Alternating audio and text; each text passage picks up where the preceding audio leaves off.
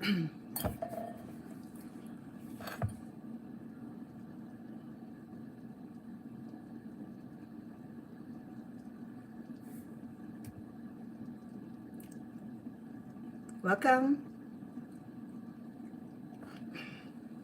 สวัสดีค่ะ Welcome to Chef Anna channel today. I have something very simple. It's fun. You know, cooking is fun for me. I don't know about you, but cooking is my life. So welcome today. We're gonna have fun making cornbread from scratch. I don't have a recipe of my own, but I'm gonna steal it from this package here from Yellow Cornmeal.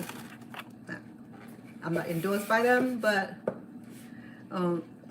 there's a recipe on here that I modified a little bit because it didn't come out right if I follow the package information, because for some reason it's still stingy about sharing their recipe. So I'm gonna go ahead and modify it a little bit to make it nicer. You know, not sure, but welcome. And it's a beautiful day. It's here in Las Vegas. Oh man. You see, I wait all morning, no one wanted to call me. Now my good friend Jenda Chansamon, she is the former sergeant at Las Vegas PD. She knows just when to call. Girl, I'm not answering you until I'm done cooking. Let's put it that way. So welcome to Chef Anna Cooking. Today, I know I had a little boo-boo. I wasn't paying close attention to what I was doing. So absolutely I will make something very simple today, and something you probably already been cooking all your life if you love cornbread. So personally, I'm allergic to corns, but I never let it in my way. I always be making some other corn, either cornbread or cornmeals or what have you. So today we'll be making cornbread. Okay? So we can make it without sugar or with a little sugar, whatever suits best. So I have my bowl ready. I have my whisker ready. And guess what?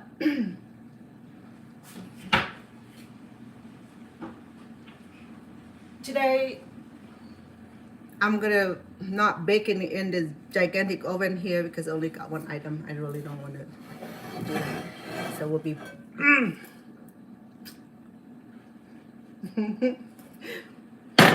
You know, and I wonder what they do before the oven was invented, how all the housewife and husband,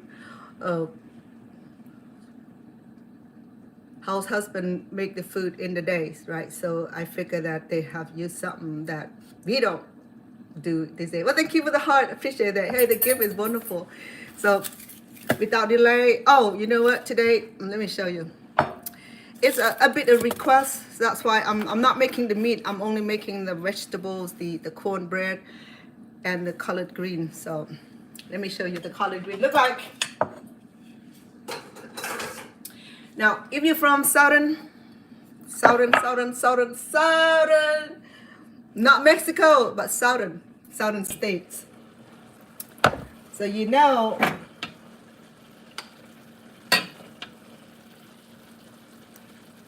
so this is the collard green here.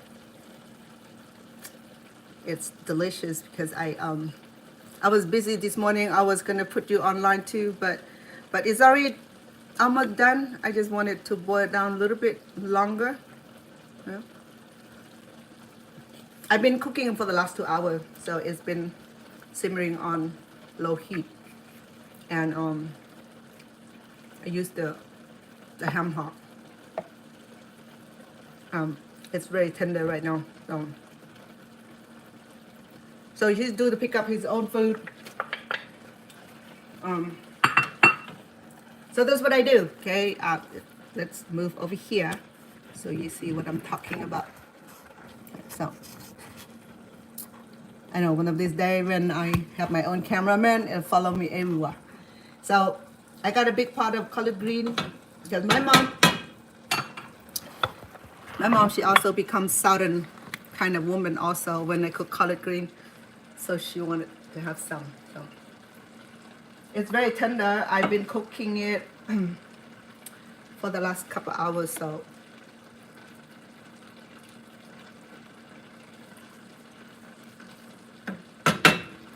I have a full videos of me cooking collard green long time ago, about a year ago when I started my cooking. So I'm gonna reduce the heat.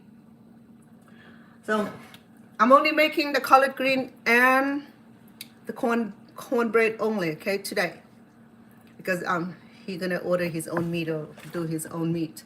So, and to cook all three will be a big meals and it's gonna be a little bit of time to do that. Okay, so let's get busy.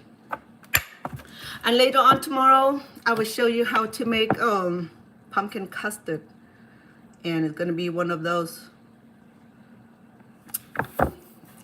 I'll be carving this baby here, okay? It's gonna be a beautiful handwork. So make sure that you come on back on when I'm on live, okay? So, sorry.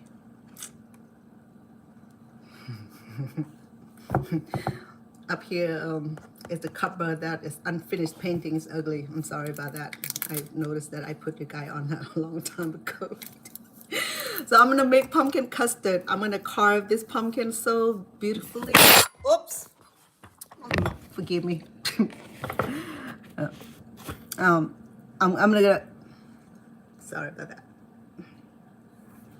I'm gonna be carving this pumpkin in an intricate way and then we'll be steaming this until the custard inside of this done, and then we're gonna cut it open because it's gonna make out of eggs. So therefore, I will not be able to sample my own cooking.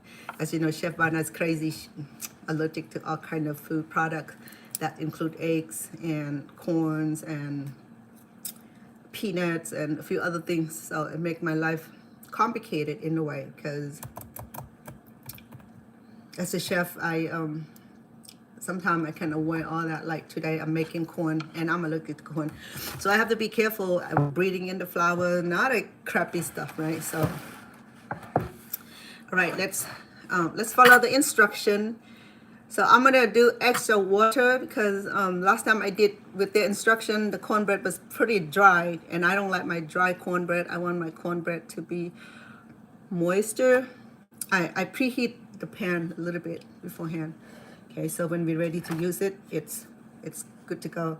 Very low, low. Now, if you're gonna do cupcake, fine, do the cupcake. I did that before, and the kid loves it, and it's individual. You don't have to even cut anything like that. Or you can bake in a square or round. I used a round pan the other day, and I used a portable oven. It worked as well. Okay, it's just a matter of managing it. So today I'm gonna do the old-fashioned way of making my cornbread. So let's go. So I have my cup sitting. I got my bowl. Sorry, it's not a glass bowl. For some reason, my glass bowl are missing. Not happy about that, but okay. So I need 1 cup of this flour here, the corn flour. So here's my cup. This is gonna serve 6 people. Yes, six servings. So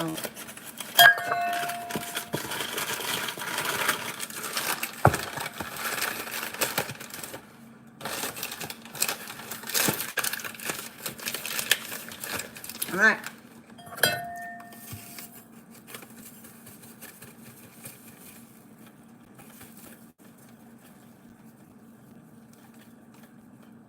Right.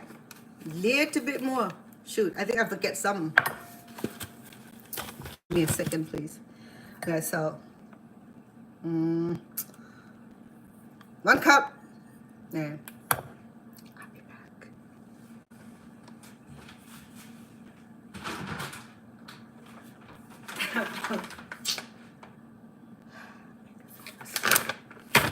forgot the flowers. I'm sorry. Where am I? Okay. So 1 cup of cornbread. Well, you can get the one that's like, it's pre-mixed, right? You don't have to measure anything. You do just open the, I have to be careful. I'm not going near that thing. You know what? Better yet, hold on. Let me put this back.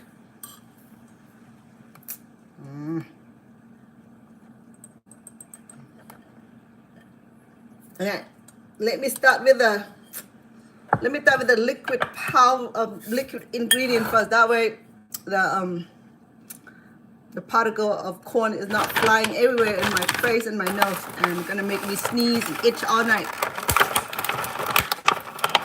But be careful when you cook something that you're allergic to, because it can be harmful.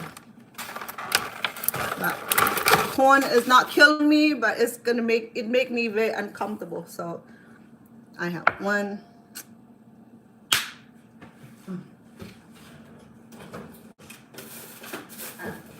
cup. Let's do that before I get irritating skin. I hate this glove. It doesn't work. I don't know why they even make it. What did it need? Oh, it said I need. Oh, there's some sugar in there. 1/4 cup of sugar. Coming. I have my sugar in the bag because you know me. I travel when I cook. I'll be cooking at Stone Paxton recording studio also. Yeah, I'm sorry about the messaging. My kids are in a group messaging. I should put it in the This is 1/4. Go in first. It said 1 large eggs. Is that large to you? What the heck? All right, let's go. Let's put the eggs in first. That way it minimize all the flying flour. Okay, so I'm gonna start mixing now. I love this bowl. It's so heavy and so steady. It's not gonna fly when I whisk it. I hate this thing. Okay, what else do I need? Salt.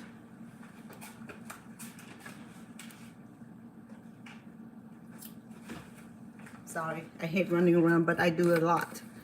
Okay, so how much salt?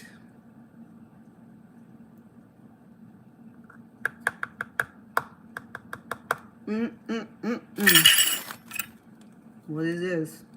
1 teaspoon. It's at just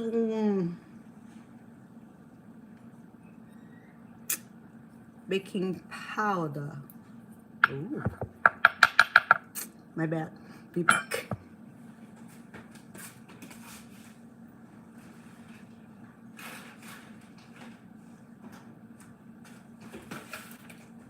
Why have not I prepared this? Here running around when I'm with you guys. I'm sorry about that. So this is 1 teaspoon. It wanted 1 tablespoon of. That's a lot of baking soda. Baking powder. Here we go.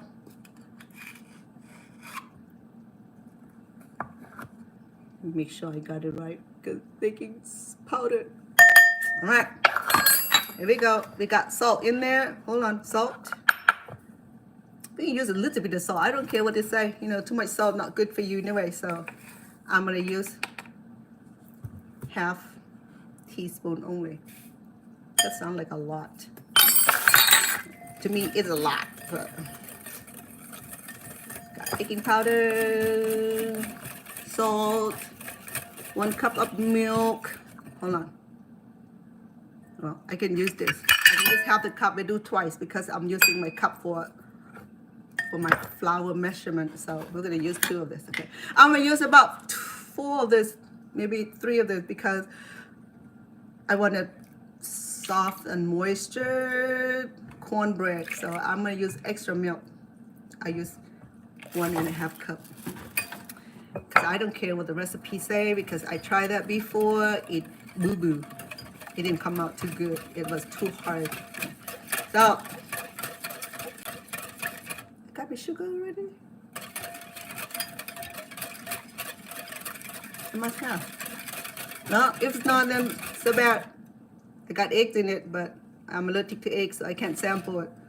Did I put my eggs in it already? I did, huh? Yeah. Okay.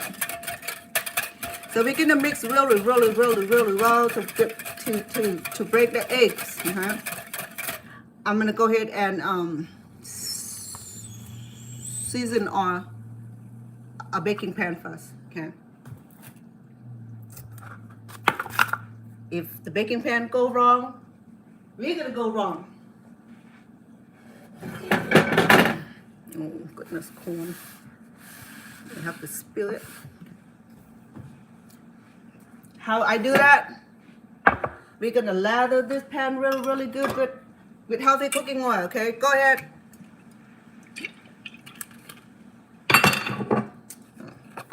We're gonna lather it and season our oil. Okay, make sure that this is not gonna be sticking our cornbread badly. We're gonna keep this pan warm, so when we're ready to bake this, it'll be ready. All right. Okay. That'll do. I got a very low heat. Guess what? The grandkids are not here today. They always be bombing my live cooking show. They're in Arizona having soccer tournament. My grandson, my very own grandson, Brennan, he's in soccer tournament. So he's already won first game 3-2. So he's pretty happy. And there's a time when he's not winning. He said, "How's game going, grandson?" "All right." Second best, meaning they lost. Okay, so okay, I'm gonna go ahead and do the corn flour because I'm allergic to it, so I'm gonna be very careful. Don't want anything to happen to Chef Anna, then no one here to cook for free for you. All right, we're gonna go jetting because I don't want this thing to fly all over my nose. It started looking like housewife cooking. Thank you for the heart. Someone is sending me a bunch of heart. Hello, Davi Love. I saw the twin. Aren't they beautiful? I'm making cornbread today. I'm going south. Southern, give me heart, Davi. Send heart. Davi is my daughter. She's from, she probably didn't want me to say where she's at, but she's in East Coast. Okay. East Coast state. And she's the owner of Lacquer Lap Beauty Salon in Warhee, New Jersey, Warhee Township. So when I go to her places, I get my lashes done, my nail, my makeup, my toes and everything. So when I leave her shop, then I have no one to do it for me. So love you, Davi, my firstborn. Thank you for the heart. I'm making cornbread. I know I'm talking too much. Okay. I have my corn go in there already, 1 cup. What else in there? Hold on. I got milk in there, a cup of vegetable oils. Oh, dang. What? 1/3 cups. Where's 1/3 cup? Oh, perfect. It's right here. That's a lot of oil. Well, it's a healthy oil. Let's put some into our painful joint, huh? Okay, there you go. Okay, anything else? We got the cornmeal milk in there, cup of did I put sugar in there already? I hate to do this, but I did.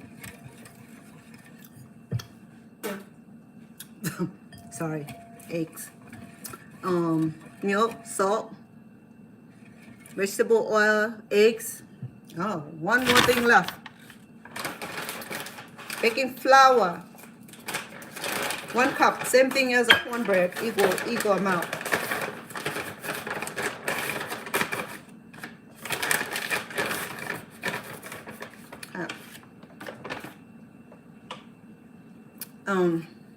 You can shift this, okay?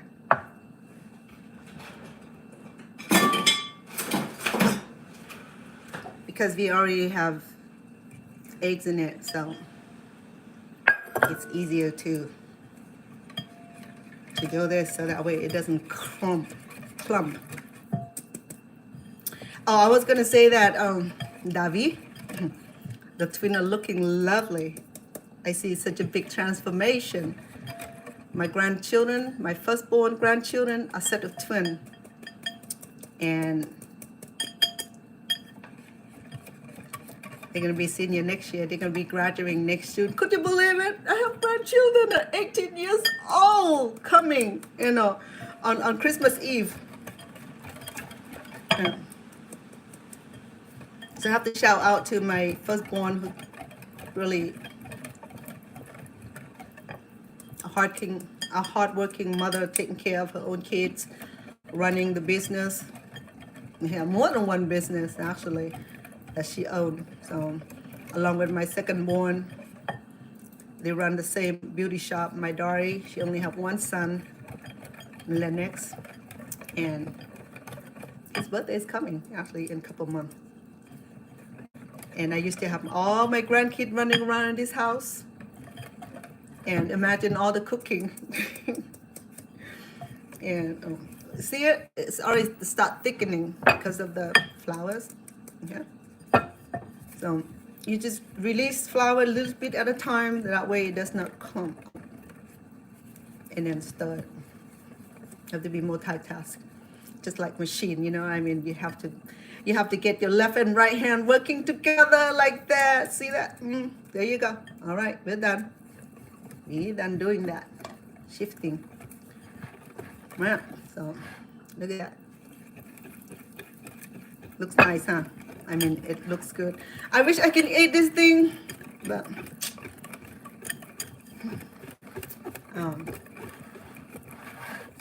I cannot enjoy my Tostitos, all those party chip and all that stuff. And I have to settle with potato chips. You know, when you have food allergy, it's not funny because it can be very, very, very dangerous and very lethal too. If for me, the orange will be my most lethal, my most hardest, what do you call it? My most severe allergy reaction. If I drink a glass, I can feel the tight here in my neck, and I can burp all day because my body trying to detox or get rid of stuff that I'm allergic to, and I'll be burping, and I feel like a rush to the emergency room. And then of course I have EpiPen too, but then I stopped carrying it because I know what I'm allergic to, so I'm very careful about the food that I'm allergic to. And corn, it'll do same thing. I can get rash. Last time I went to eat at my friend's house, and she's vegetarian, so I can't remember what was in it. And then I got home, woke up, and my lip was like swollen so bad. And my daughter said, "Yes, Mom, you got amazing injected lip look." And that took me 3 weeks because it got so big, it got embarrassing, right? I mean, like, it was amazing. And then it started rip because it's swollen so bad, it ripped the lip. And then when it healed and then it peeled off, it's so embarrassing. And I have to go on live and all this crappy stuff. And so I got everything. Check egg, check flour, corn flour, baking powder, check water, milk, check salt, check. I hope so. if anything missing. Can't help. All right, so we're gonna make this really, really well. Break the egg, break the corn, break the flours, so it look amazing. Look at that. Yes. I don't even know what heat I'll be using, but I'll make sure that I use low heat. Slow cook it, and nothing go wrong with slow cooking. And I know when it's done, you poke a stick, a toothpick, or I'll start itching already. I must have corn landing on my eye. So I'm gonna have to be constantly checking on it to make sure that it cooked thoroughly. You know, when the corn cooked thoroughly is when you stick something in it. I mean, like poke it, like you poke the cake, and when you withdraw the cake and nothing stick to it, that means it's done. That apply to baking cake, banana cake, your cookie, you don't have to check. But cakes and bread, well, I don't know. No, I never baked bread before, because that would be a disastrous for me, because I can cook, but I can't bake. I didn't go to school for that, but I can bake cookie and a simple cake. I can do that. You know, I mean, bread. Yeah. All right, so it looks good. It looked like we can go through the next process. Okay, so promise you that it's gonna come out good, and something that you can do at home too. So check out. I'm not endorse them, but simple recipe on here. But just remember that if you follow the recipe, it's gonna be super dry. So that's why I add the extra cup of milk, just to help tone it down to its moisture. It's not as dry. Okay. Well, thank you for delicious free recipe cornmeal.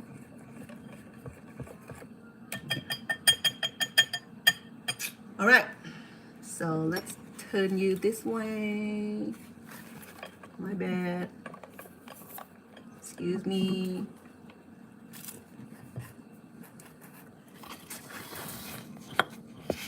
Where are you? Oh, further. Okay.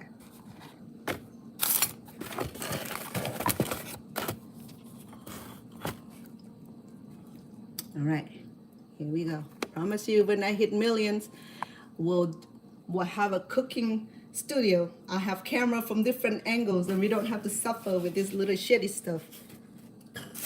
All right, so I already laddered some oil on here.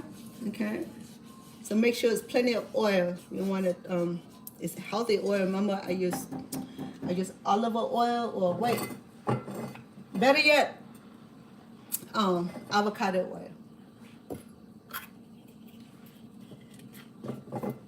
Okay, so go ahead and pour a cake in. Okay, just do it in the middle, and then you see how the flour will runs and cover the whole surface by itself. You don't have to do anything. It automatically cover the whole pan. And we're gonna cover this, okay, and let it cook on the slow cooking. And so this is my first time doing this baked by the pan here, so it's my experimental also. It doesn't turn out good. It doesn't turn out good. You don't have to eat it. We'll try it another day, and we'll try it another way, okay? But I thought that would be a great idea to do this. If grandma and grandpa in the olden day, in the cowboy times and all the pioneer times, I wonder how they bake their cornbread, right? I mean, they don't have ovens, they don't have baking pan. I bet they do, but this cast iron here, I'm sure that it was from beginning of time. So, all right, so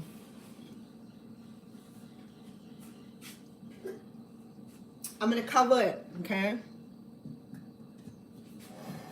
And I'm gonna increase the to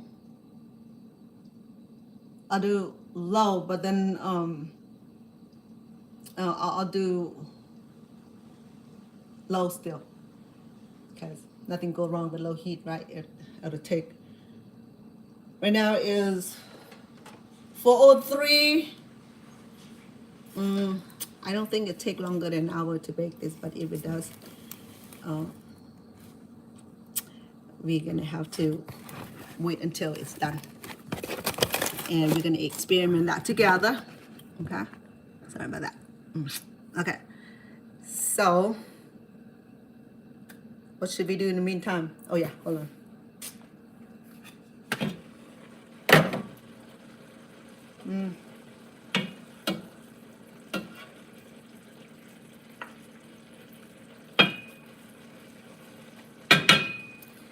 In the meantime,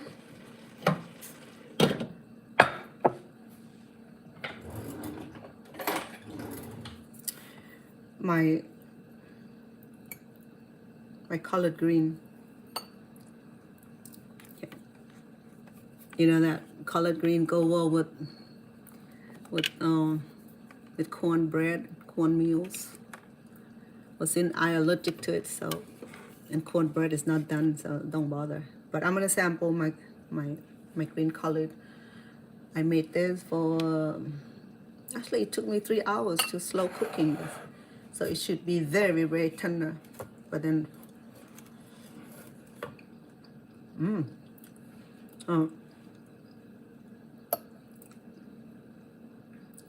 it's so good, very tender. Still, the leaf is still intact. How do you do that? Cooking this for 3 hours and the leaf still intact, meaning that you don't stir it. Okay, just leave it alone. You put all the ingredients in there and just leave it alone. I make this before on my cooking show. Can't remember what episode that was, but cooking green collard. I use ham-hog, and I used 6 bunches of the green collard. So I stripped the leaves, and then I washed it really good, stripped the leaves, and I chopped the leaves to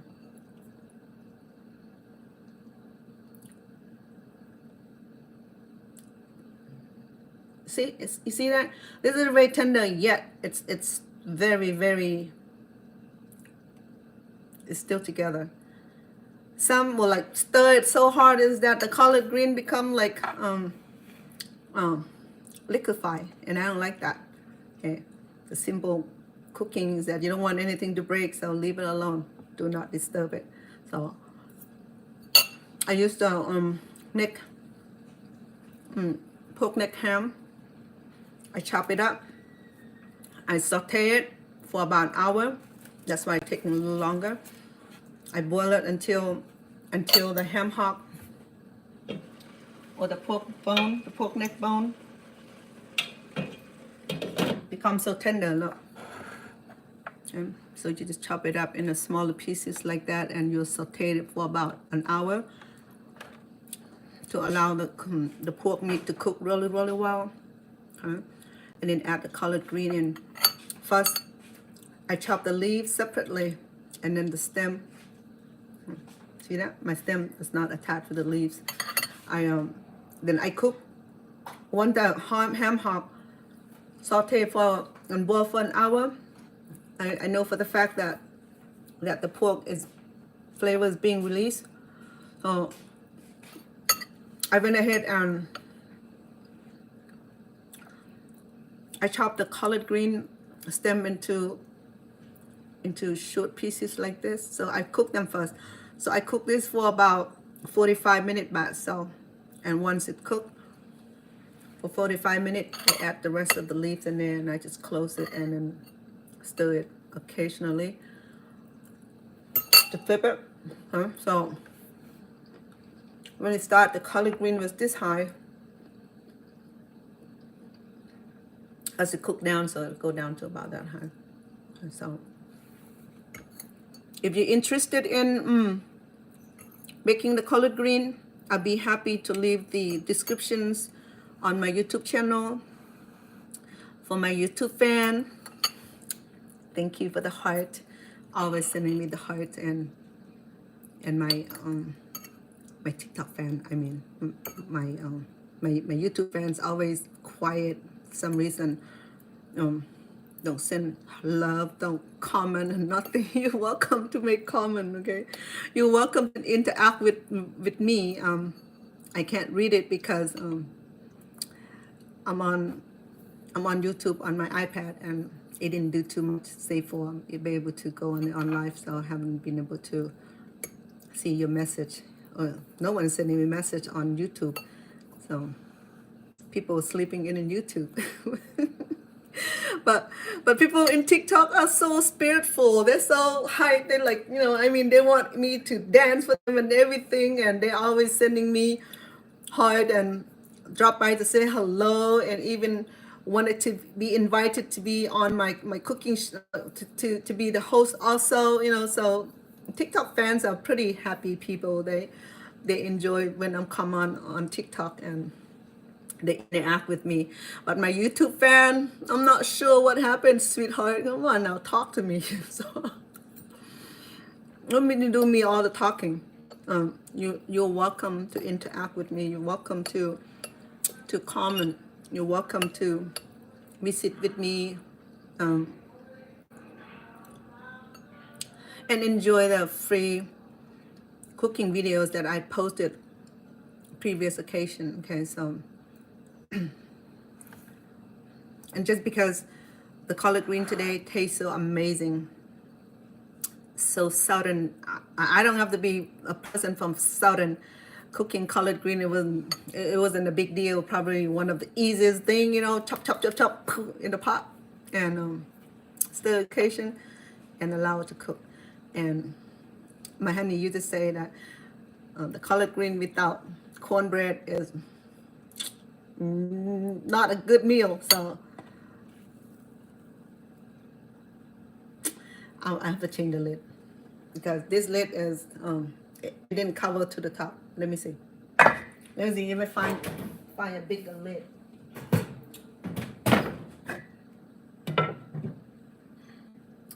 We're gonna have issue because once the cornbread rise, it's gonna get to the top. So let me be more creative.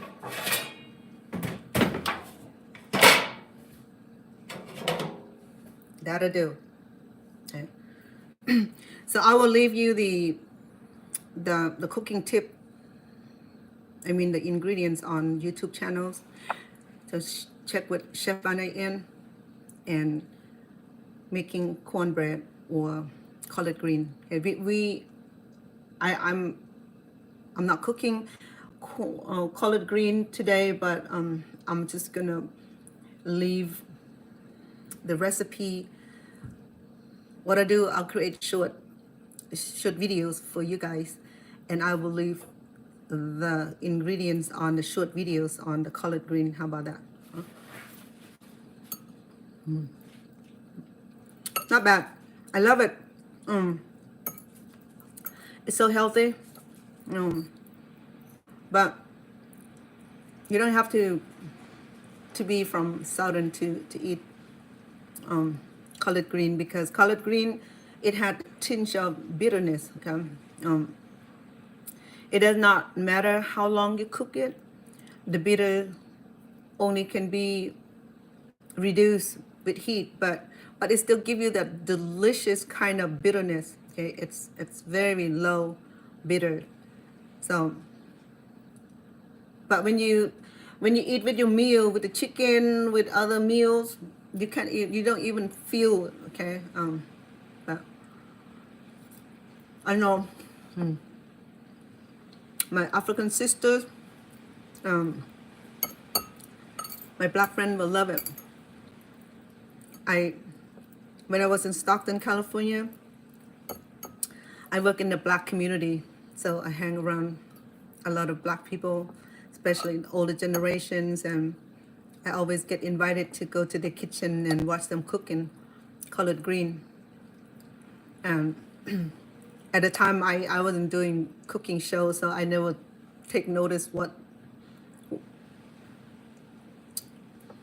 collard green was all about. You know, I'm from Cambodia, so this is not Cambodian food.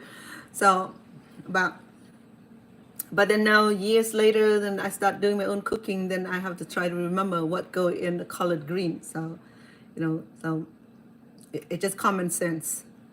You want a little bit of flavor, then you know, then add ham. I normally cook it with the bacon. Okay, if you don't like ham or ham hog, then you can use just bacon. That's what I do all the time. I just use bacon. To chop it up, and then you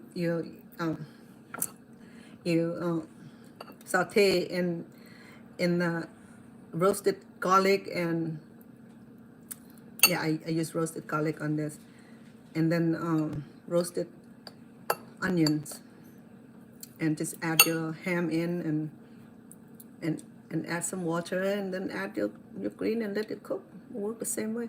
But you know what? When you use the ham hock, it gives that special flavor. You can smell the hickory smoke, you know, because the ham hock, it gone through that process of being being roasted. So it had that nice flavor, the nice aroma from the ham hock, and when you do the slow cook, not only the green collard green that tastes really like melting in your mouth, but the ham hock also. Okay, so I'm not kidding you, it's so good. I had 6 bunches, but if you only serve a few, but you know, green collard, you can refrigerate it for a couple of days, and it's a healthy option. I snack on it when I make a whole bunch of this, and I just refrigerate it and I snack it cold. It's anytime, and when you have this for snacking, it lasts longer. You don't feel as hungry because it's so healthy. It's full of vitamin B, vitamin C, potassium, and magnesium. So those nutritional value would last all day. You don't have to even snack on unhealthy food, and you can pack it to work and office and stuff like that. The only thing that matter is the smell of the color. It's a little stronger, you know. I mean, if you take it to the office, people say, "Ew, what's that smell?" You know, but I don't care. but other than that, I have no complaint about collard green. The natural odor is stink. You know, you can use the word stink. That's too strong, but it's not stinking. Maybe like a day old sock. Let's put it that way. But sorry. Anyway.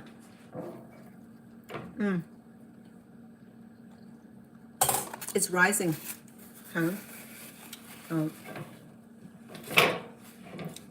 It rises up about that high, right? Because of the baking powder will allow the cornbread to rise like cake.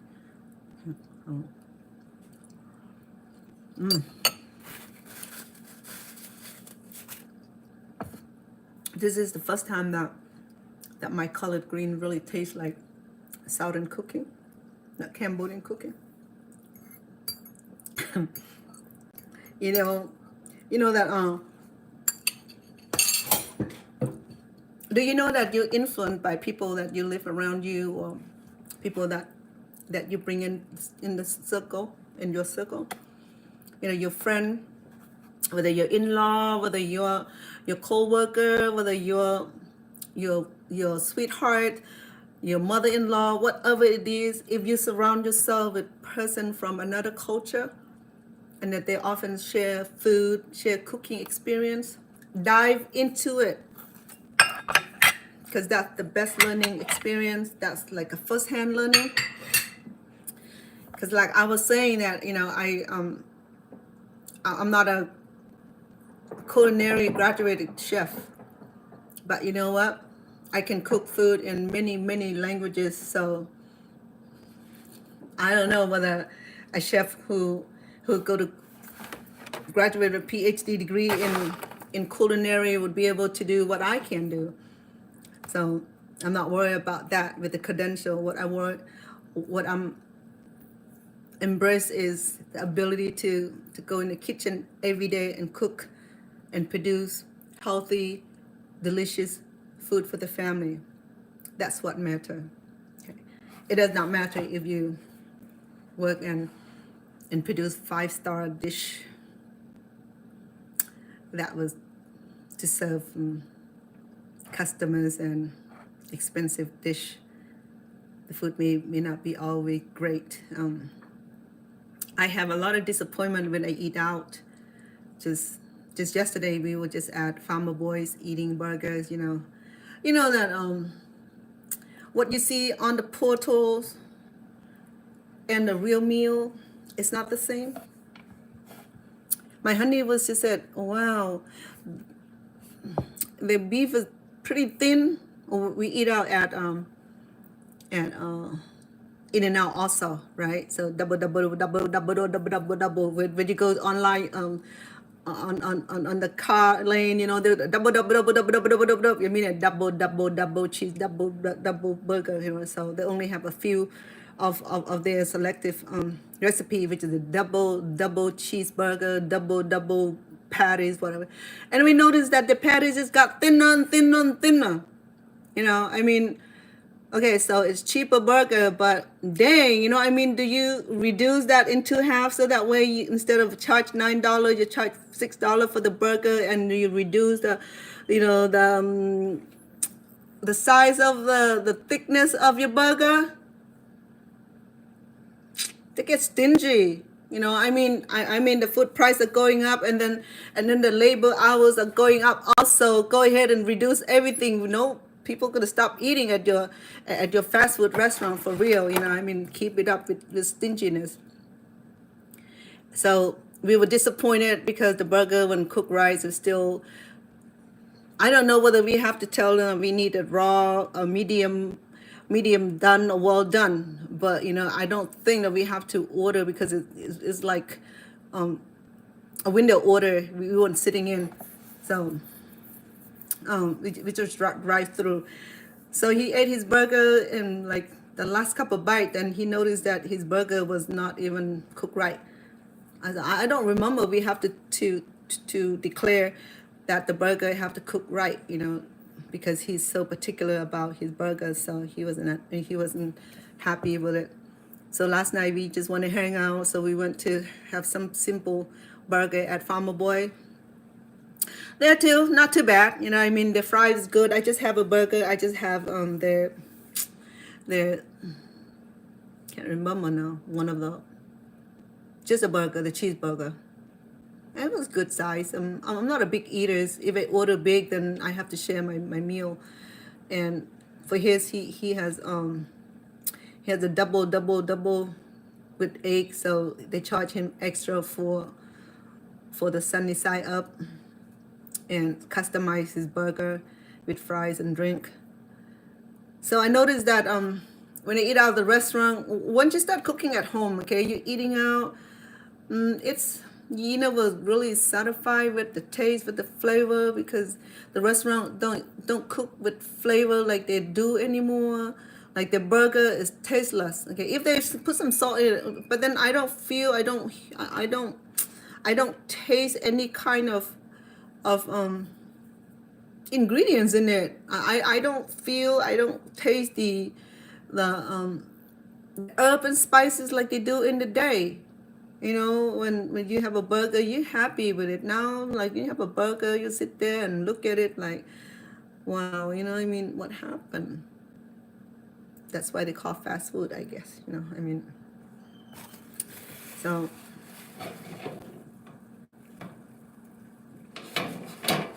it's rising. It's doing pretty good. Let me think. Let me bring it over so you can see. So it started forming.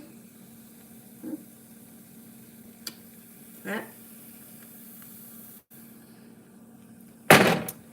Yeah, it's gonna work. So I may not stay on here until it's done, so I'm looking at probably another hour, but I'll be happy to share the image on my YouTube channel, because YouTube channel has more option to do the short and share the photos and things like that. I can do that on my TikTok also, with different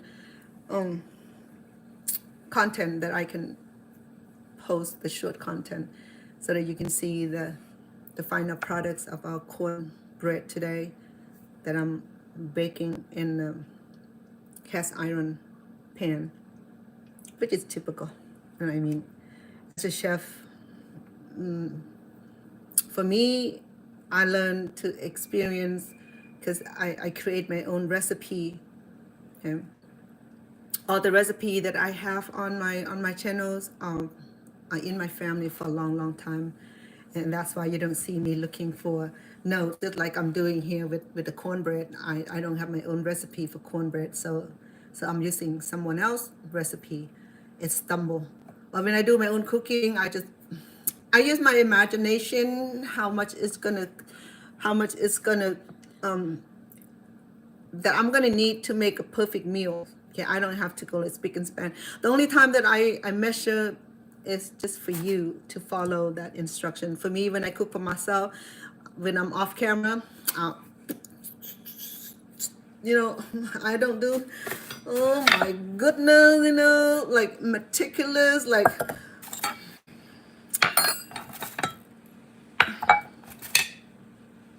right? I don't do that. When I cook for myself, I like, and it's done. But in order for me to share the recipe with you, I have to do the hard work, which is the measuring my recipe. But sharing my recipe with you is a joy, and all I ask in return is for you to to show me a little bit of appreciation. Sorry, dealing with corn. Is to help subscribe, send me a comment if you like, but if you're gonna criticize me, please go easy, okay? Because YouTube is run by the community, you call it, by the community, so they're very meticulous, they're very caring about who can say what onto my channel. And if you've getting so fresh with me and I didn't do nothing wrong to you, and you just gonna go ahead and monkey around and be smart about it, and I don't see that the comment is really uplifting my spirit, I will go in and delete it. You know why? Because I'm not doing this to offend anybody. This is a free recipe, it's a free show. I didn't get paid for it yet. Everything is free still. Even I get paid for in about another year or so when I'm qualified to be that. But all it is the love that I pour into cooking to show that to you. So in return is that it's okay. You don't want to make comment, you're fine. But I love to read comment. I love people interacting with me. I seen people from Thailand send me messages in Thai. My Khmer community send messages in Cambodian language, and then it's wonderful to be able to interact and have you come on my shows and be respectful and be and appreciate. I do that too. If I visit someone channels and if you visit with me and that and that you YouTubers and that you also doing your show, I will subscribe and support you also. And that's why every time when I have new subscriptions, I always make sure that I visit the channels, and if they are one of those YouTube creators, and I subscribe back. We show support each other back and forth. So that's how it works in the cyber community, okay, the social world.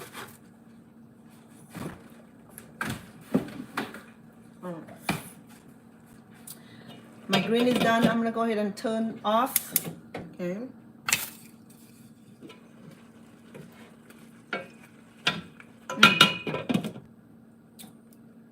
It's really, really good. I promise you that I will leave the recipe. I will create a short for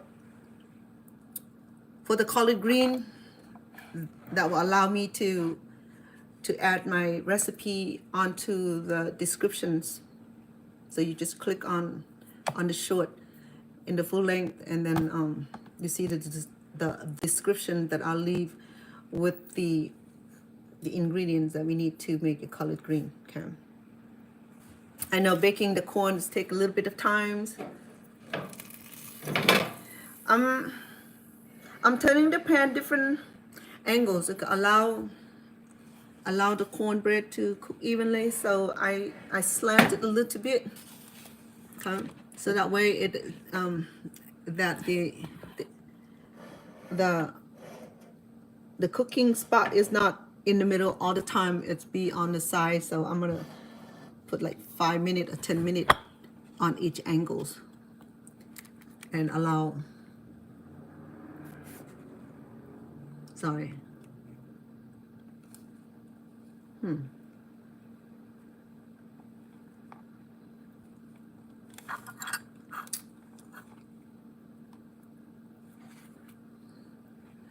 Sorry, my TikTok is being funny at the time. What I need to do?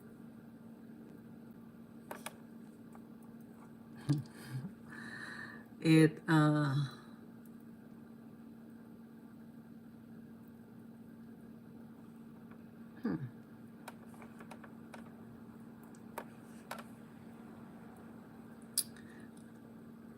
So how do you cook your cornmeal or your? I'm sorry, folks. What did TikTok do to me?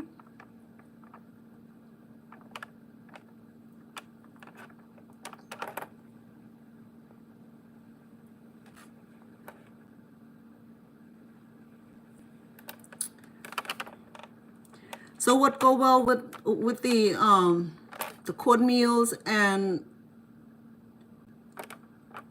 there you go, TikTok. I'm sorry about that. TikTok. Stop doing that. Normally I would serve it baked chicken or barbecue chicken, or better yet, if you love pork rib, go ahead and do your pork or do your beef or brisket, chicken, fish, whatever your meat of choice. You can serve it with your cornbread and your collard greens, okay? So what else do you want me to talk to you about today? So remember tomorrow, I'm not quite sure. Tomorrow's Sunday. Normally I attend church, and I might coming on early in the morning to do that before I leave for church, noontime. Okay. And tomorrow I might be at Stone Paxton Studio because he's expecting some artists to come in and record the song.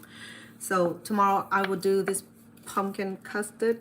Okay, it's gonna be egg fillings. I'll do is that I will carve this pumpkin nicely. It's gonna be something very fancy. Okay, so I hope that you will log back on tomorrow, and hopefully that you I can't give you exact time, but I wish that I have exact time for it because tomorrow there's a lot of things going on tomorrow, but I wanted to do this. I went and picked this. This is Japanese pumpkins. Japanese pumpkin is a little different than American pumpkin. The American pumpkin, it came in with the squash, the pumpkins that we carve for Halloweens. Okay, so this is about $5 worth. It's a lot more expensive than the regular yellow pumpkins. Okay, the yellow pumpkin. I smell that corn. I'll turn it the other corner. Hey, I'm curious what's gonna come out like. So, or maybe while I'm waiting for my corn to cook, I can carve this, and then tomorrow we're just gonna cook. We're gonna make the custard and cook it. Is that all right? Because I don't want to hold you on here. But if I'm gonna hold you on here, I have to do something nice. Okay.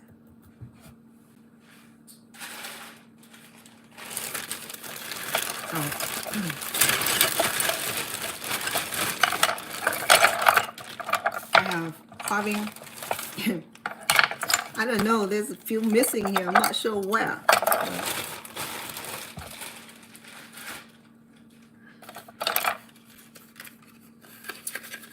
I got all this carving knife all the way from Thailand because I wanted some equipment for my carving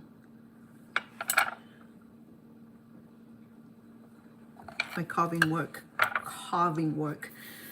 So this is a medium pumpkin. Okay, it's green. So what I do is I will even this up by remove this on the bottom here, a little speck here. Okay.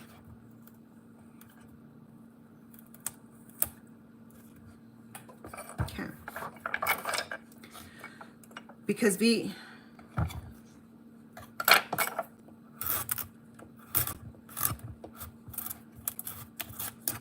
have to leverage it. I want to leverage it.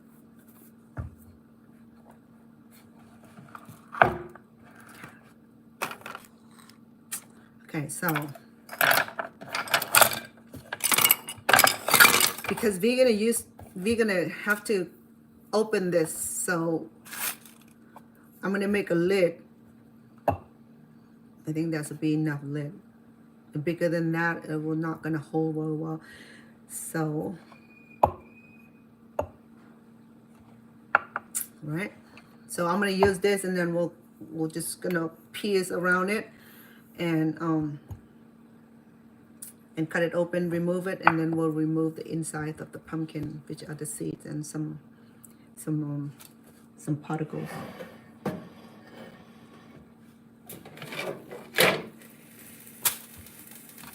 Okay.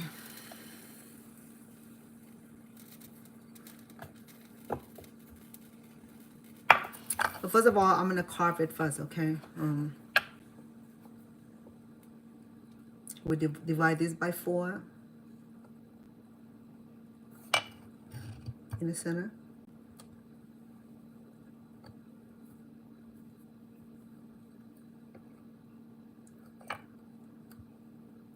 We mark it.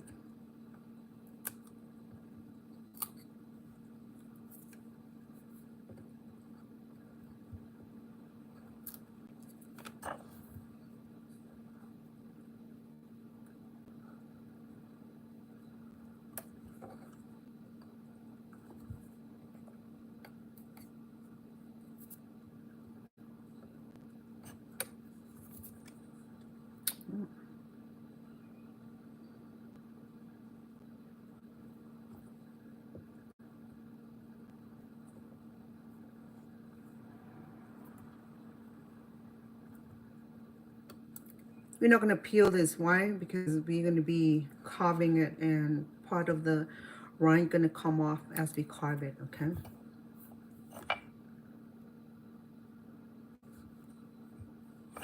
I wish I have the, the overcast camera for you so you can see, okay? So,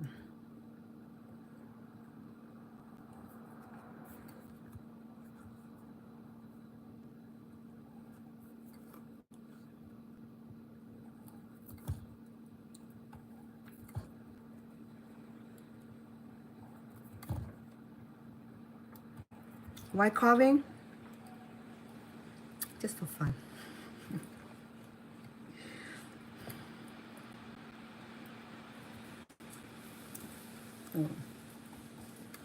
Because carving is a fun project.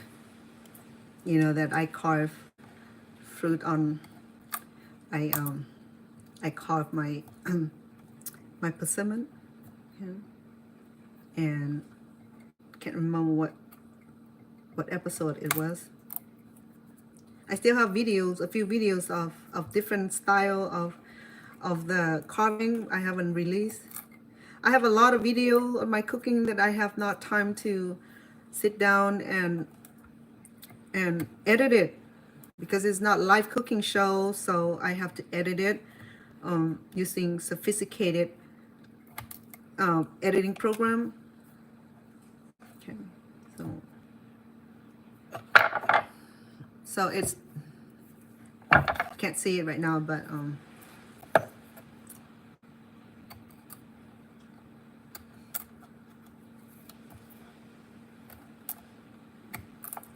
when I remember my grandma, both of my grandparents from paternal and maternal on my dad and my mom, they are from Thailand.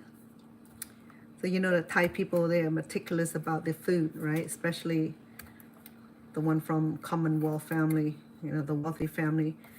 They always have the kid attending cooking culinary, the real cooking, the traditional cooking school where the kid will learn the how to carve food and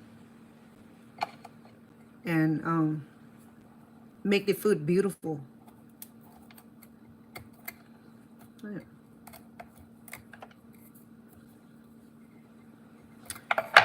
So thus far, it look like the star shape. Okay.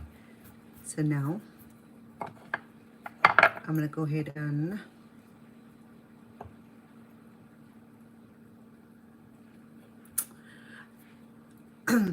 will be our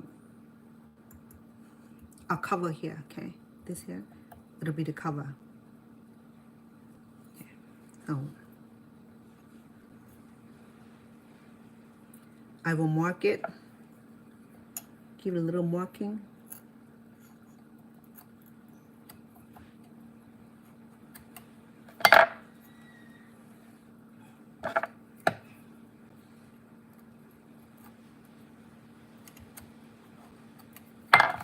So windy outside, you can hear it.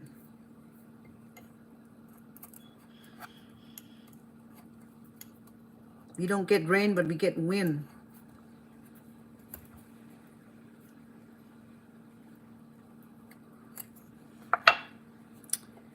Okay.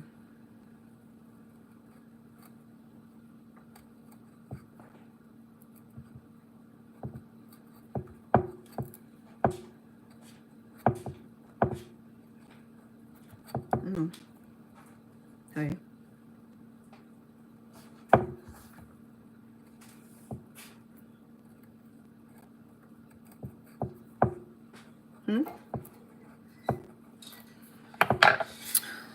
So I mark around it. So let me carve it for you so you see the trace of it. Eventually I would have to puncture this all the way through and cut it open.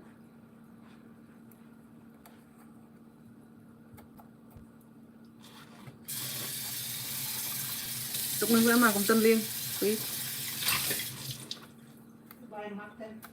Okay. Bạn ấy nhắm tận bạn thơm hộp không?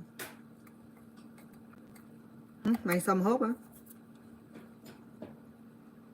Mom? Bạn ấy nhắm?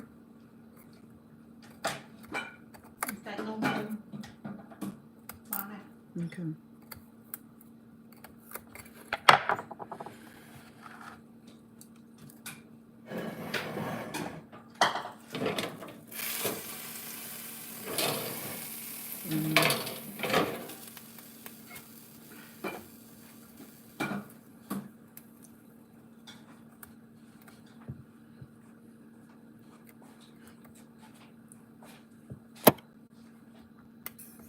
It's a lot of work, huh? No, it is. But it's worth it because it's going to be so beautiful.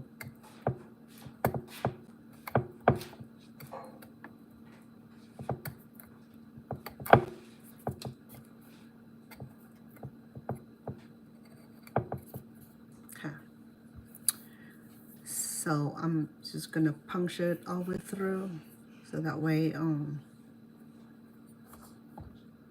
we'll lift it up and use that as our as our um, as our lid.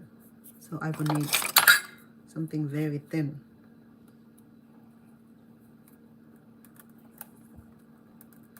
Because this kind of pumpkin here, it's harder than, stickier than the regular yellow pumpkin. Okay?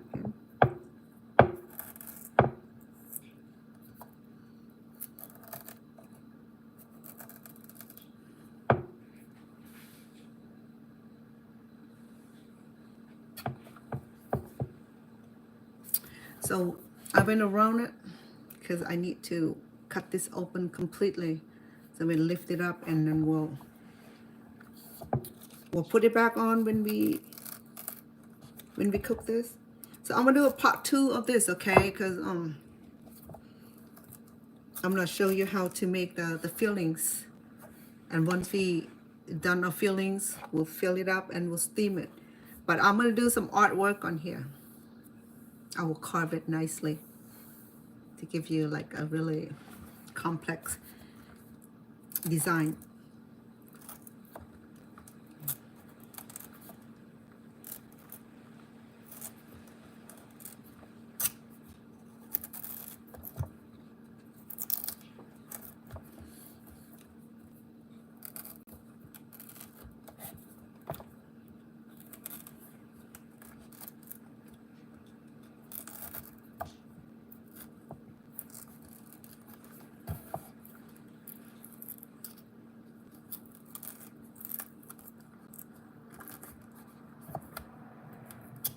Because this curvy knife here will allow this to be able to like navigate around this circumferences. Okay, it's not easy because this pumpkin is very fresh and very sticky too. Okay, it's so fresh and sticky and it's hard to navigate around it.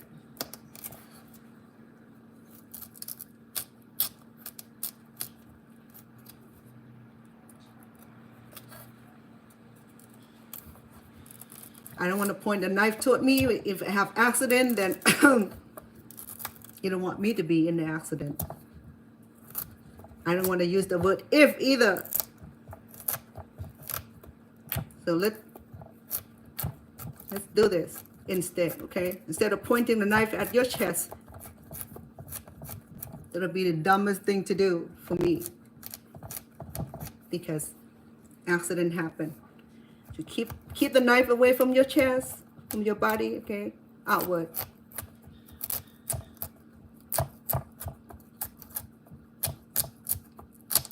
So far, this knife is doing a good job. Look, I was able to like go in a circle.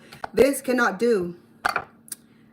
That's why I went and got this curvy carving knife here. See how curvy it is? See it?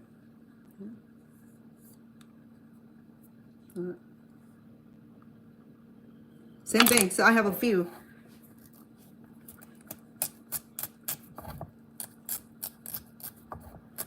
Yes, when I bring all this equipment overseas, I have to check in. Put in a check-in. You're fine. As long as you don't have a carry-on, then you'll be fine.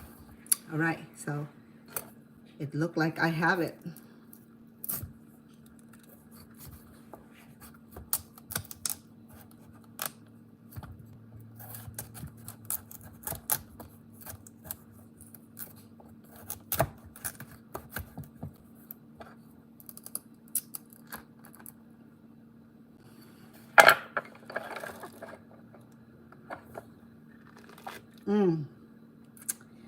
Well, it's not Halloween. You see how thick it is? No, it's such a thick. And this kind of pumpkin, it's not watery like the regular pumpkin. Okay, it's almost like the squash. Yeah. So I'm not sure. You know, I mean, I never really have anything to do with this inner part here. I'm sure that it's edible. And it had seed to it, and then pumpkin seed is edible, so. Or I'll give it to the birds and allow the bird to enjoy it. Okay, so. So that's why I have my lid. So don't throw this away. It's gonna be all lid, okay? When we done carving, when we undo all this, removing the inside of it, okay? And then part 2, well, I'm gonna come back tomorrow. Hopefully, I have time to do it, okay? And I might extract some of this fresh pumpkin here to put and mix it up and put it back in this cavities here, okay? And if you're scared of cavity, I'm sorry, you can turn around. All right, so how do we remove all this? Simple. Okay, so I'm gonna clean this up a little bit, okay, to give the to remove the soft sponge part of it. You know what? I'm gonna save this, okay, so that we can mix it in the cake tomorrow. Because that's what I'll do. We'll save this little pieces that I cut off. Okay. This pumpkin is pricey in the Asian market, and they carry them in the American grocery store also. Okay. I'm gonna redo some of the flesh here because if it's too heavy, it's gonna collapse and sorry, fall into the. It's gonna fall into the cavity here because when we cook it, it shrink. When it shrink, it will do something crazy to it. Okay, so I'm gonna clean it a little bit. So tomorrow, what I'll do is that I'm gonna mix some of this flesh that I collect here and mix it up and put it back in here. Okay, and then I will carve and make this lid look prettier. Okay, and now let me show you how to remove the thing. So you can use the spoon or anything that you're comfortable with and remove it.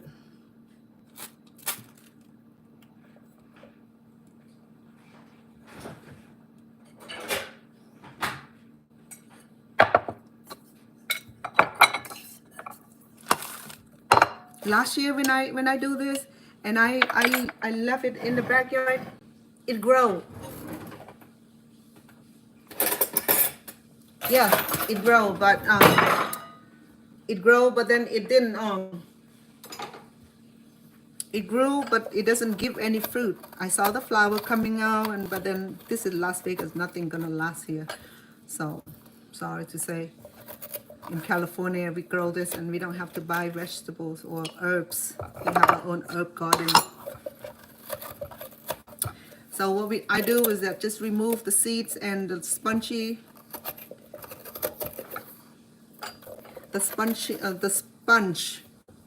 which is the but now pumpkin seed is edible, so you can clean it up and roast it, slow roast it in a cast iron, okay, or microwave it. But surprisingly, this didn't have a lot of seed. Like normally, it had more seed. Maybe it was harvest before time. Okay, but this kind of pumpkin, I like it more because it's not soggy like American pumpkin. It's more like a squash kind of family. Okay, we just go ahead and remove that, and it'll give you a really nice terracotta pot looking. It's not done yet though. I'm standing here smelling the corn. Yeah, I'm not sure. It smells like it's burning. Maybe I need to reduce the heat.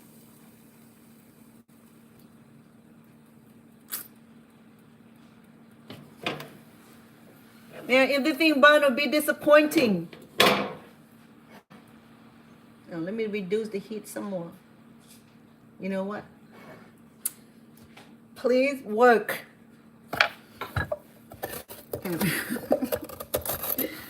Like I said, I'm experimenting on that one. So if it doesn't come out, then I know why.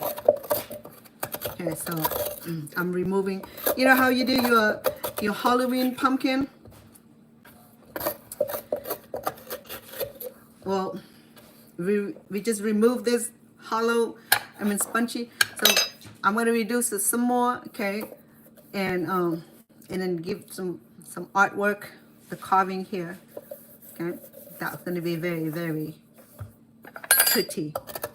And I'll show you what I'm going to be using for the filling tomorrow. Okay, today I'm just going to do, because I don't have the whole recipe for it yet, for the filling, okay, because the filling can get tricky. So it's going to be a lot of eggs, so unfortunately I won't be able to eat this, but I'll give to mom. Mom will enjoy it. Okay, so it's not quite clean yet, so I did my best to clean it. Okay. So I'm gonna scrape some of the flesh out of here, so that way I can use it for the filling also. Okay.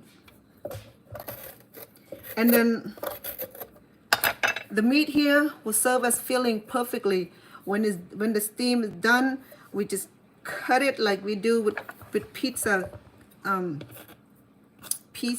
pieces, and it's gonna come out pretty, because you have the greenish and you have the yellowish, and then you have the custard as the filling inside it when you cut it. So you have 3 layers of products, right? You have the green layer, and you have this inlay, and then you have the fillings.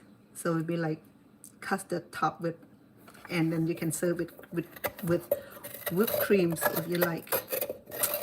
Well, yeah, I'm thinking long for sending the heart.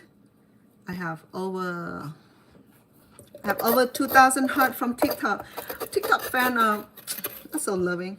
I appreciate you guys.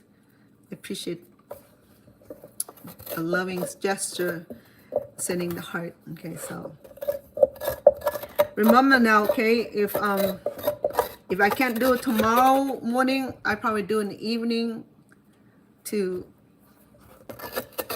make the fillings. Okay, so like I said, I'm gonna scrape some of this meat out, so that way we can mix this and blend this and cook it with the eggs and flours. Yeah, very nice textures. I never tried raw before. You know, the pumpkin. I never tried it raw. And what I normally do, if I don't like the sweetness of it, I just steam this and then just have it for snack, or just serve it with meat. Okay. So the lid will go in there like that. I hope it'll stay. But I know that once it starts cooking, it's just gonna go. It's just gonna slide through and drop onto my. I did that before. Maybe I just have something to secure it. Okay. And so I would carve this tomorrow, so we have more time. Maybe an hour carving to get all the beautiful design. Okay, maybe floral design to make it look pretty, and so that way you can try it at home too. Okay. So cooking to me is a pleasure. It's a joy, because you cannot be so serious and just enjoy showing your skill. Okay, whatever you like cooking that you want to show, go on and show it. It don't have to be anything magical. It don't have to be anything extravagant, anything like that. It can be something very simple. Okay. That's what I do. I start something simple, and there's a lot of sophisticated and difficult recipe and stuff like that, and that's what I'm gonna go try some of that too. But most of all, I wanted to have a really fun cooking experience here. I don't want to to scare away my follower by cooking something that they're not familiar. And you may not be learned to cook, but some people are just watching for entertainment. That's fine too. But then when you're watching other people cook on your channel, I mean on your screen, you started feeling hungry. And if you're not cooking, then you'd be snacking on something that's ridiculously unhealthy and sometimes not even good for you. Okay.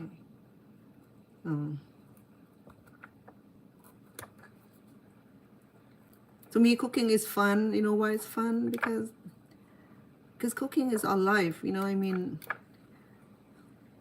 our life depend on it. Our life depend on what we eat, what we intake into our body. Because if you don't think so, and you always be eating out and order food that you don't know what's in it, or you no longer value in home meal cooking, and you be eating someone else cooking, and too much oil, too much salt, too much of everything that you can't see. Okay, so let me charge my. Excuse me a minute.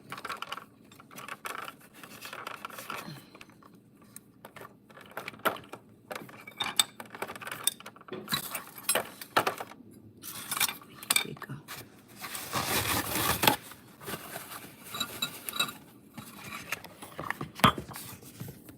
Sorry, fan.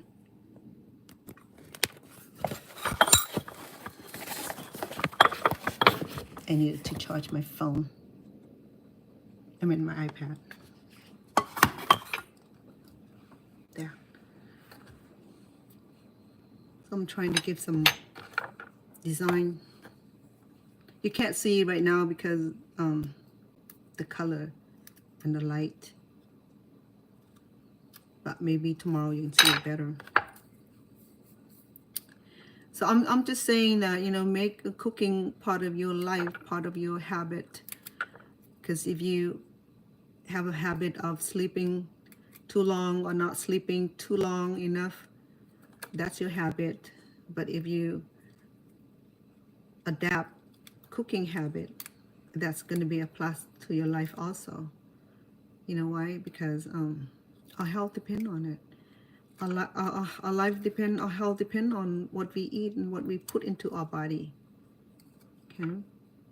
If you're gonna put all the bad food in our body, of course, our body gonna tell you otherwise. When you feel that your blood pressure is going up, and that when you step on the scale and you look at yourself in the mirror, you physically gone through some transformation, and you said, oh well, when we get older, this is what happened to us. No, that's not how it works. Okay, and I can prove to you, because I'm that product. A lot of you know how old I am. I'm not a young chicken. I'm not a young spring chicken. Okay, so when people said that, yeah, that's what happened to us when we get old. No, it's not. Unless you give yourself that mantra about being old, getting old, then that's how you feel about yourself, and that's how it's gonna portray, looking old. If you think that, oh, you know what, I'm gonna make myself look pretty today, I put on some makeup and put on some colors, and you don't have to be supermodel to look good.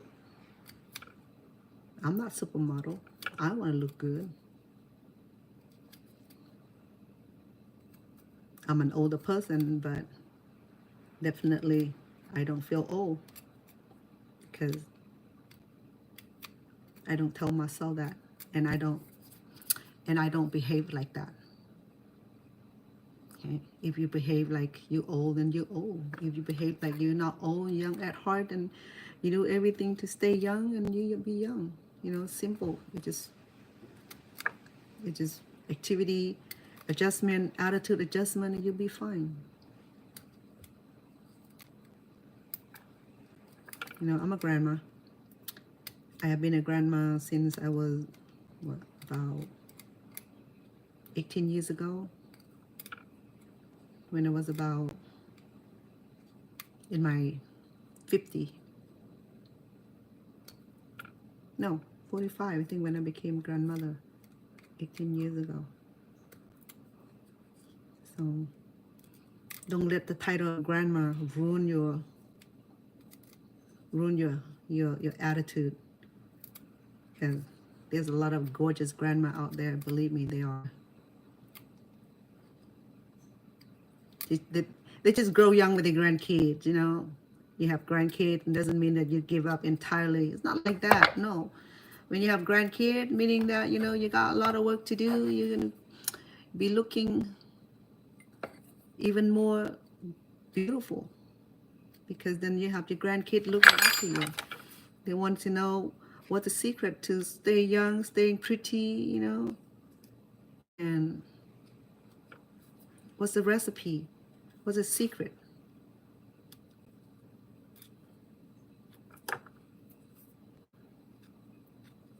My grandchildren, the twin I was telling you, from my firstborn, they had the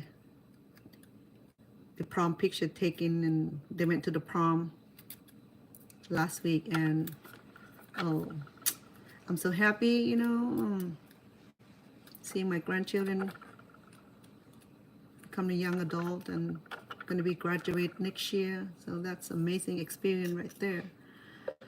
So, well, you can't really see it because there's too much greenish color to it. Okay, so I did some artwork to it.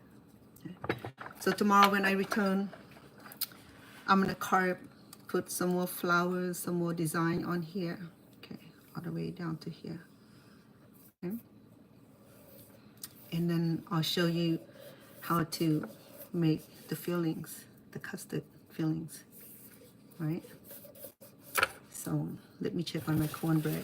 It may.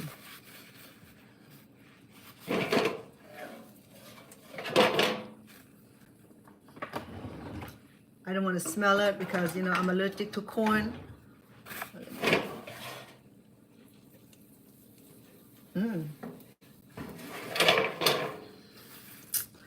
I don't see any corn, so I think it's done. Okay. But let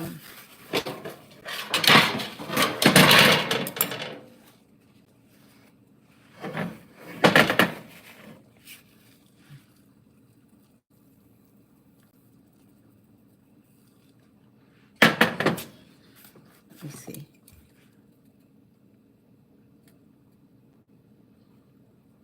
Well, I puncture it and I don't see any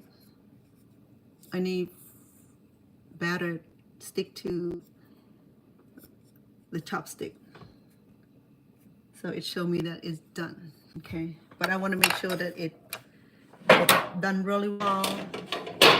I'm just gonna turn it a little bit. It smells so good, but because I'm allergic to it, and I don't try to like enjoy it too much because I'm gonna be sneezing and itching tonight, so it's not like a fun game for me. Okay, so yeah, so I'll leave my cornbread cooking for another 10 minutes just to make sure that it cooked completely. Okay, and it looked like it's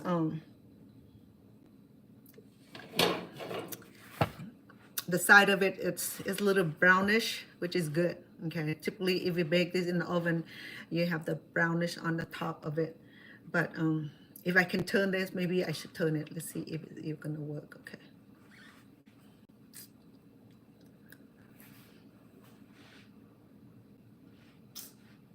What I need? Spatula.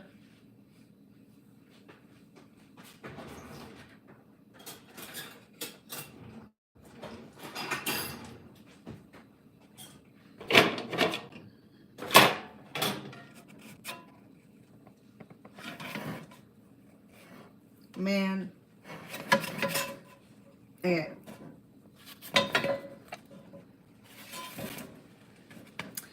It burned a little bit on the bottom, but you want to see? It's a little disastrous, but it's not too bad. Okay, I can just scrape it off, but I turn it around and allow that on the top of it.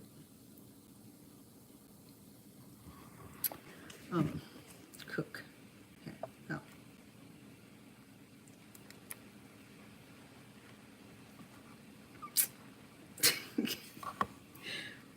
That no problem. I can just like shape it off again. But at least I got it done. It's done. I'll do the topping for about 5 minutes. Once it's brown, I remove it. I'll remove that brown part. Should be good. So now I know next time I just bake it. Right? So that was a nice experiment. Okay. So here my lid.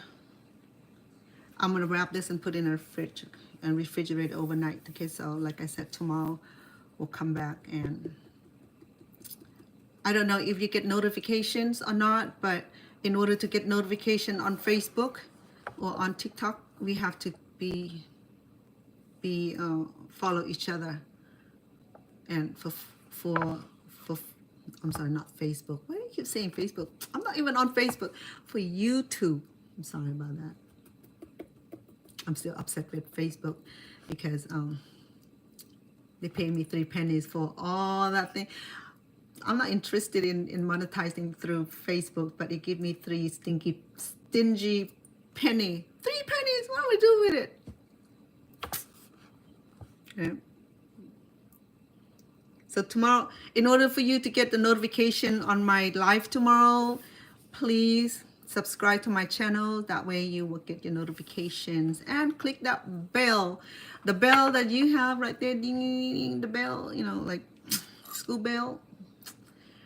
You will get the notification tomorrow when I come back and carving my my beautiful pumpkin and fill it with delicious custard. Yeah. Cool? Yeah. So, like I said, for my YouTube, please subscribe to my channel. That way you subscribe and the bell. That way when I come back tomorrow to do all this artwork on my pumpkin, you will be able to see me, unless you be unlucky when I'm on here, and I'm sure that you don't have all day to wait for someone to come online, right? You have life, you have other things to do also. But for my TikTok, I learned about TikTok people is that they cool, you know. I mean, they just from everywhere. They just like my greatest supporter. They be thick and thin. They be right there, you know. They just like so loving. That's what I like about it. I really appreciate that. And I'm gonna log off. I've been on here for about a little over an hour, and I had 2,300 hearts from my TikTok. Thank you. ขอบคุณค่ะ and ขอบคุณ and for my YouTube. I have a long way to go. I have to build relationship with my YouTube visitors and my followers. I do get comment from my regular followers, and they be friendly and cordial and make beautiful comments and cheering. That was really, really nice. Okay. What I do is that I will try to extract some more of the flesh from the pumpkin here. Okay. So that way tomorrow I will blend it up and add into our filling, custard fillings. So you will have that nice, not just the pumpkin from here, it would be pumpkin in the custard. I think that would be really nice. Okay, it'll be my new experiments also, you know, because cooking is about experimenting and inventing your own unique way of cooking, and also create unique way of your own recipe, because how did how do we invent a recipe? How did people come up with the recipe? Same thing. We experimented. If it doesn't work this today, it'll work next day. If it's not good, we lack of whatever it is, then we're trying to modify it and work on it until it got better. Because a lot of young people these days don't want to cook anymore because they're solely relying on TV food. Or I know lean cuisine was the big thing at the time, but lean cuisine used to be for people who bougie, don't want to cook, and they have food coming in a nice package, stick in the oven. Now people said, oh, too much radiation in the oven, you cannot cook any longer, and that had like a chain effect on all the food chains of frozen food, the TV, dinner, and all that. Now they have to use portable oven. They have to find other way to cook their fancy lean cuisine or TV dinner besides getting radiation from the microwave. A lot of people just ignore totally, or they cover it and find the right kind of container safe for the microwave to reduce the amount of radiations. I have my microwave here. I use occasionally for the things that I use for. Okay, but other than that, I don't get used to using microwave a lot. In fact, my daughter thinking about remove it completely out of her kitchen. Fine with me. From Cambodia, I'm just gonna light up my burning log outside and cook my meal. Don't matter, because we don't have microwave in Cambodia from beginning of time when I was growing up. And it don't bother me whether there's a cooking stove or whether it's microwave oven or portable air fryer or not. If I want to eat, I'll find a way to cook it. It doesn't have to be microwave, it doesn't have to be oven, it doesn't have to be air fryer, portable, whatever it is. Why not we're just gonna chop down the trees and burn the fire, and then I'll cook. Nothing gonna stop me when I want to cook, right? So, but then that's art of cooking. Okay, so one day we're gonna go outside, put the 3 rock together, and then we just cook it from the backyard. How about that? Okay, so it'll be a fun project. Yeah, so maybe we'll cook something in the backyard, and that I have 3 barbecue grills, gas and charcoals. I haven't used that for a long time, since the last summer. Okay, so I think that may be my next project, is to be out there cooking outdoors, so I can do the flambe, flip it and let the fire burn on you, and you're cooking. I'll make sure that my hair tied up, because I think my hair would be the kind of food that go into the fire, so it'll be fun to do the flambe, watch the fire burning on the skillet. Okay, so it's so great to be on here. Like I said, for my YouTube followers, tomorrow I'll come back and finish this part here. Okay, well, we're gonna do the filling, the custard, and do some little artwork on here, okay, to make it look, it's not gonna be challenged. It's just gonna be some fun project. Yeah, so I promise you that. So I'm not sure what time I'm gonna be here, because tomorrow will be Sunday. Normally I go to church at noon, and then other things my mom need to be taken care of also, because she just got through her eye surgery, so she can't see really, really well. So I'll always be taking care and looking after her. And yeah, that's also do the charity work for family. I always love your family, because they will be the only people around you when everybody else left you. Okay. So my cornbread, I turn it over and allow it cook from the top.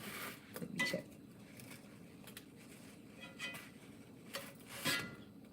It's turning brown. Okay, so it looks really, really good.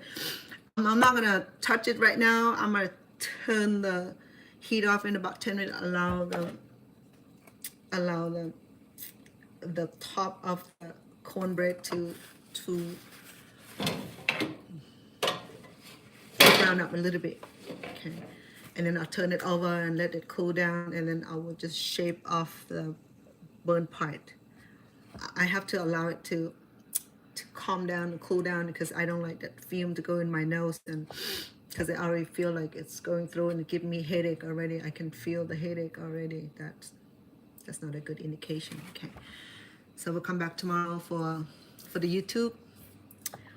You can subscribe and hit that bell so that way tomorrow when I come on here to finish my pumpkin custard fillings tomorrow, okay, you will see how I'll turn this simple pumpkin into something very amazing looking. Okay, all right, so let's do that. Okay, you come back tomorrow because today I already bombarding you with the cooking of my my custard, not my custard, my collard green, which I start earlier, and my cornbread didn't turn out exactly, but but you know what? It don't matter, isn't it? Experimenting, just like the scientists, okay? And how many times did they fail on their project? Because I'm failing on this cornbread on here today doesn't mean I'm gonna quit. Okay, so maybe I needed to navigate it a little better. Yeah. Okay. So I'm gonna log off. I appreciate the time you have on here. Oh, I have a chat option that I didn't know on YouTube, because normally I use my phone on it. Okay, because I'm doing dual recording. I do one for my TikTok fans. I'm doing one for my YouTube, which is my domain channel is my YouTube, where I am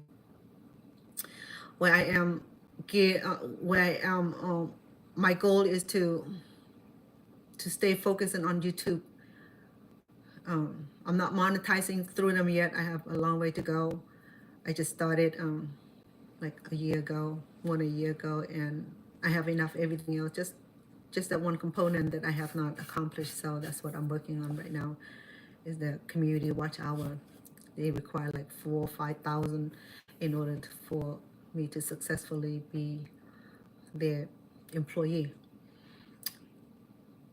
So I'm okay with that. I'm not rushing anywhere. I'm enjoy cooking anyway, whether I'm being paid or not.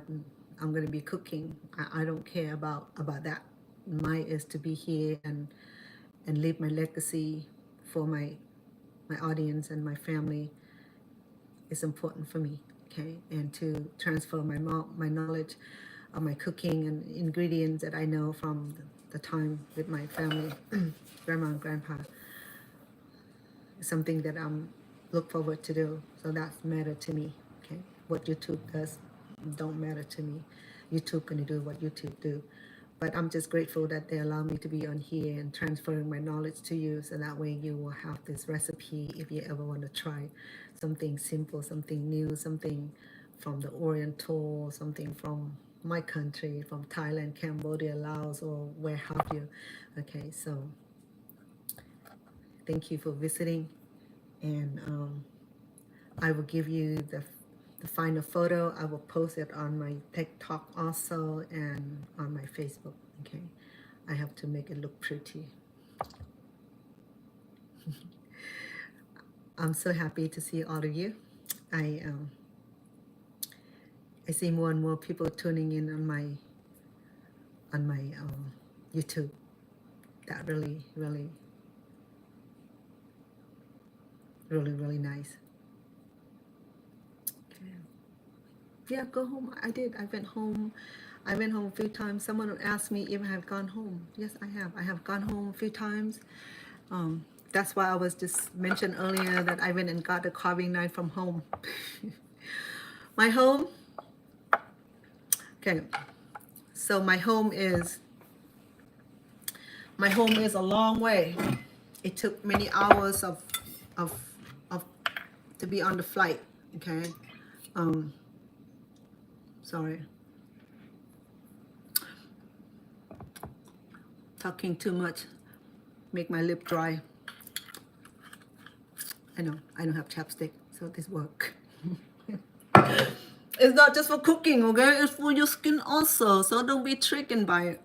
So my home is Cambodia. I was born in Cambodia until I was about 11 years old in 1974. I was born in 1963. So by 1974, I was 11 years old, and at that time where Khmer Rouge is like at its full power and was gonna ousted the governments and throw all the government, what do you call it, ousted the coup, whatever the coup. It wasn't the coup, okay? It was the communists taking over the whole nation and kill all the 2 million people. Okay, so I'm refugee from Cambodia. I survived the Khmer Rouge, the genocide in Khmer Rouge in 1975. Look it up, okay?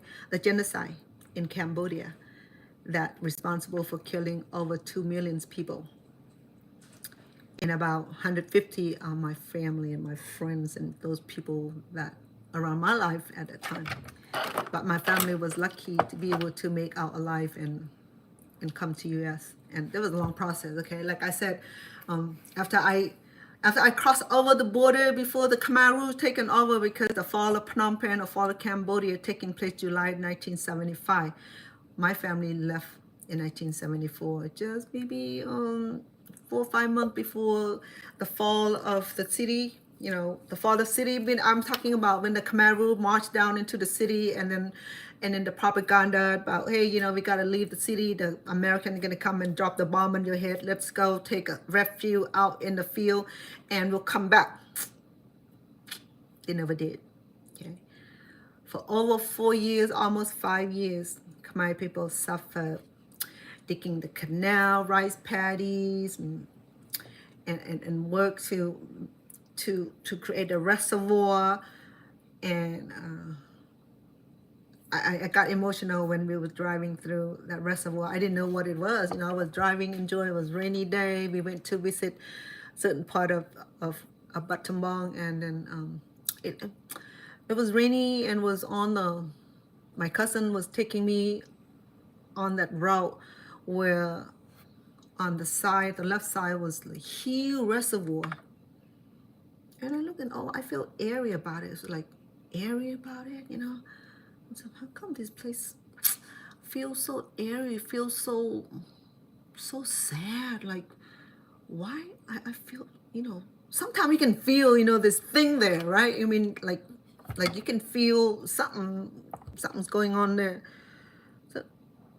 So I turned over to my senior cousin. I said, oh, how come I feel strange driving through this canal? That canal is about 10 kilo. So it's less than about 8 or 9 miles. Okay, about 8 or 9 miles. So she was telling me the story that this canal was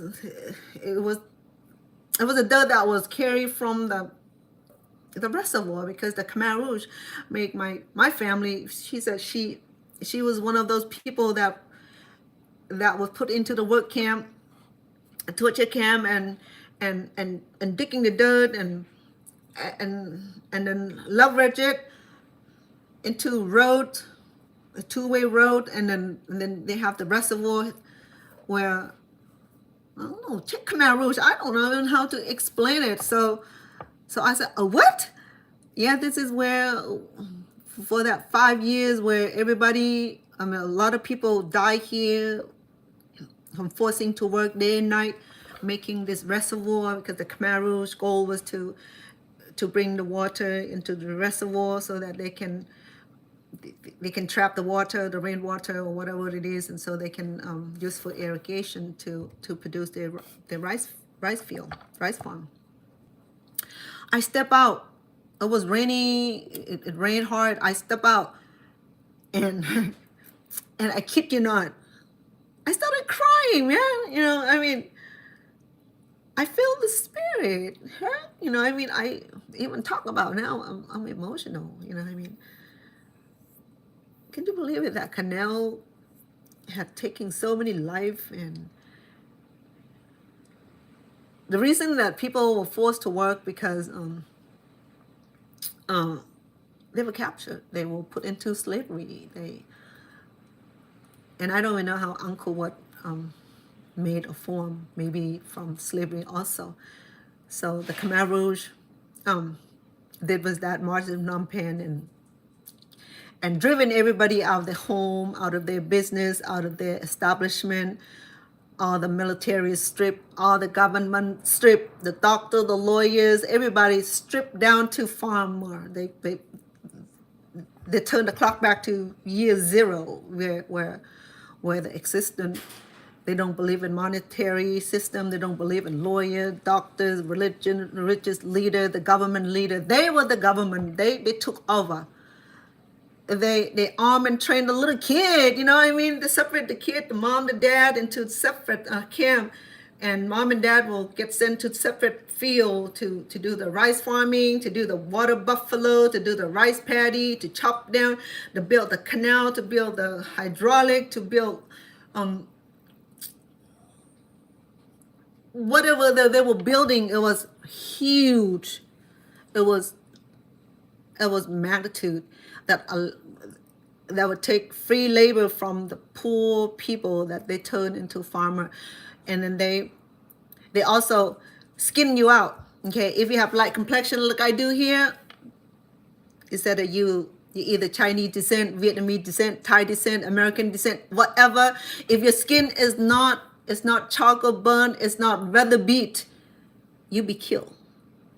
They don't want anybody smarter than them. They don't want anyone going to step up and defense.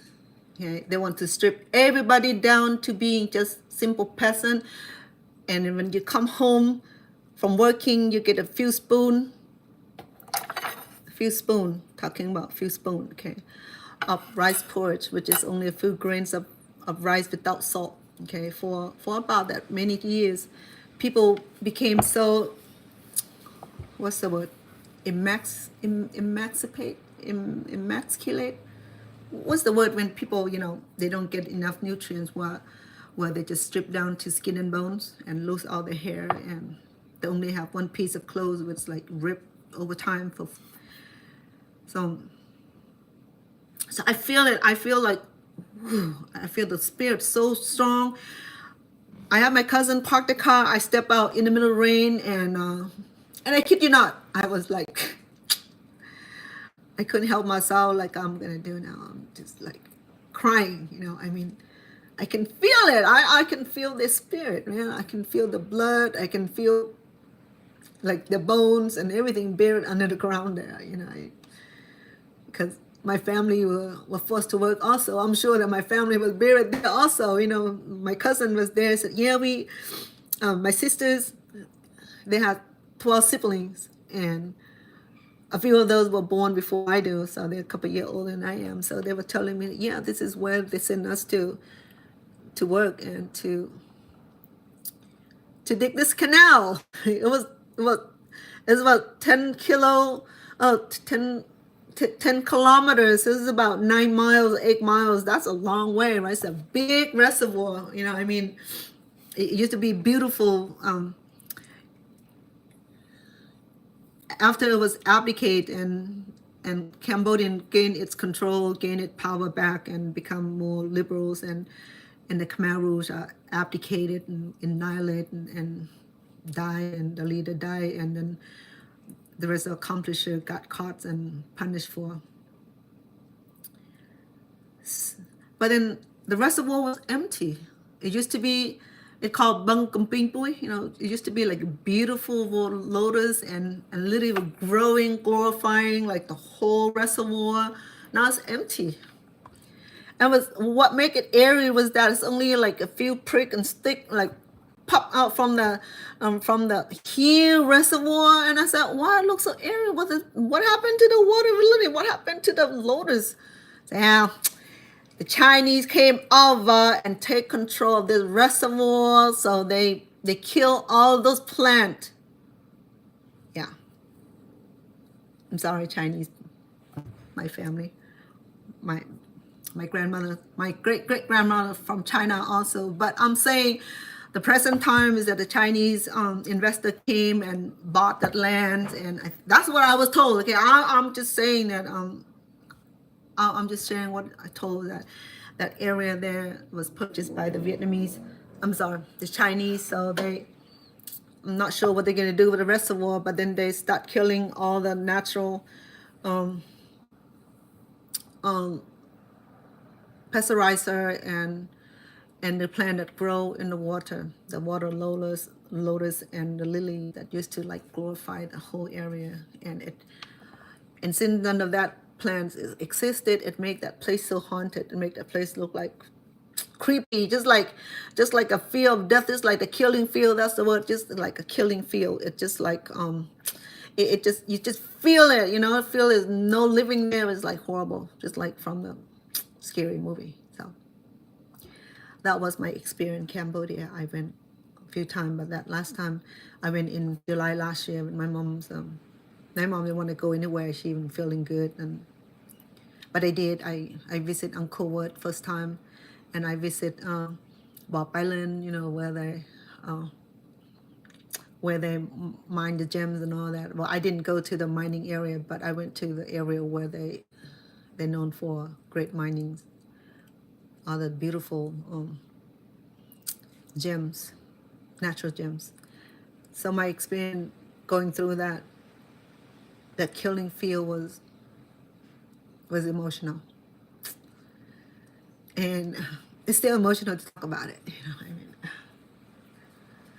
But I'm thankful that I'm alive and be able to come to America and meet all of you. Yeah. Okay. So I'm gonna end. Make sure that you subscribe to my YouTube channel, my YouTube viewer, so that tomorrow you will get a notification when I'm coming on to do my pumpkin custard. Okay. Thank you for tuning in. I appreciate all of you for staying here and being with me. Okay. And where you at. And good night and good day. สวัสดีค่ะ